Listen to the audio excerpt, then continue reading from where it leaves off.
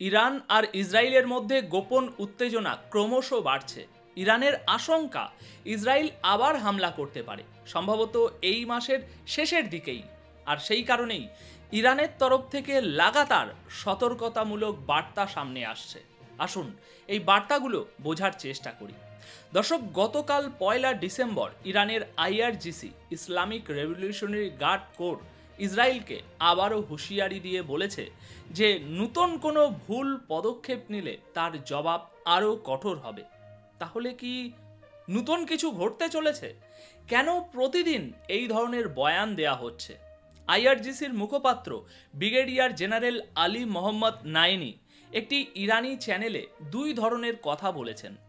একদিকে তিনি বলছেন ইসরায়েলের কাছে এখন নতুন কোনো লক্ষ্য নেই, আর তাদের সেই সাহসও নেই যে তারা এই ভুল আবার পুনরাবৃত্তি করবে, একই ভুল আবার পুনরাবৃত্তি করবে। কিন্তু তার দ্বিতীয় কথাটা শুনুন। তিনি বলছেন যদি ইসরায়েল নতুন করে কোনো আগ্রাসন দেখায় তাহলে তাকে আগের চেয়েও অনেক বেশি কঠোর জবাব দেওয়া হবে। নাইনের দাবি সাম্প্রতিক যুদ্ধে ইসরায়েলের স্পষ্ট পরাজয় হয়েছে, আর এই কথা তাদের নিজেদের রাজনৈতিক এবং সামরিক লোকেরাও পরোক্ষভাবে মেনে নিয়েছে। এমনকি অনেক আমেরিকান থিঙ্ক ট্যাঙ্কও বলছে যে এই যুদ্ধে ইসরায়েলই হেরেছে। এটা নাইনের দাবি। নাইনের মতে আল আকসা ফ্লাড অপারেশন ইসরায়েলের নিরাপত্তা সংক্রান্ত অহংকার চুরমার করে দিয়েছে। তার দাবি এখন মাত্র 13% ইহুদি জনগণ ইসরায়েলি সিস্টেমকে সফল বলে মনে করে, বাকি সবাই মনে করে যে ইসরায়েল ব্যর্থ হয়েছে। আইআরজিসির মুখপাত্র বলেছেন ইরানের সশস্ত্র বাহিনী এই মুহূর্তে সর্বোচ্চ স্তরের কৌশলগত এবং সামরিক প্রস্তুতি নিয়ে রেখেছে। কিন্তু কেন, কি হতে চলেছে? এই বয়ানগুলো থেকে কিছুটা অনুমান করার চেষ্টা করুন। নাইনি এও বলেছেন যে আমাদের ক্ষমতা এবং শক্তি আগের চেয়ে অনেক গুণ বেড়ে গেছে। দর্শক, আসলে এই বয়ানগুলো একটা বড় বিপদের ইঙ্গিত। এটা একটা অ্যালার্ম যার মাধ্যমে ইরান তার শত্রুকে যেমন পরখ করে নিচ্ছে তেমনি সতর্কও করে দিচ্ছে যে কোনো বোকামি যেন না তারা করে বসে। অন্যদিকে পরবর্তী খবর হলো ইসরায়েল দাবি করেছে যে তারা সুড়ঙ্গে লুকিয়ে থাকা কয়েক ডজন ফিলিস্তিনি যোদ্ধাকে হত্যা করেছে।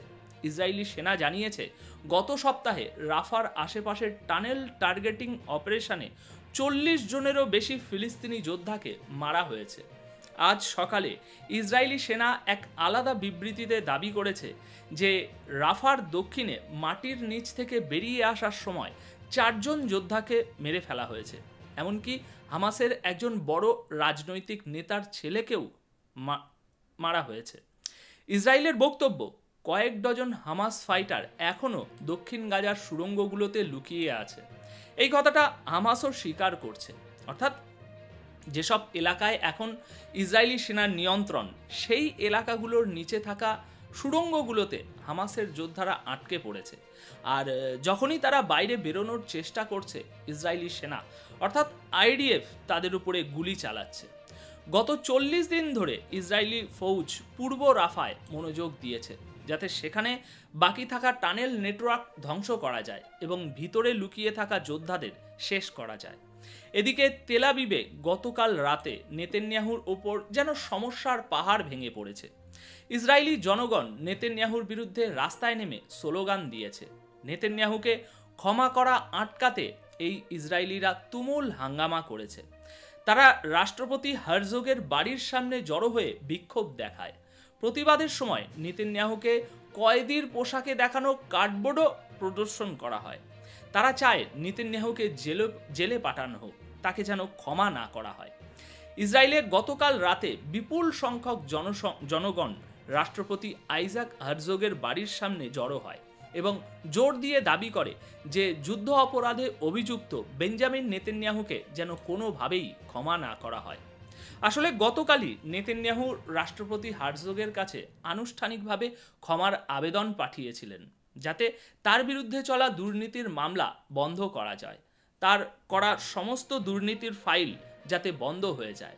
আর ওই মামলায় নেতানিয়াহুর বিরুদ্ধে ঘুষ, জালিয়াতি এবং বিশ্বাসভঙ্গের মতো অভিযোগ রয়েছে।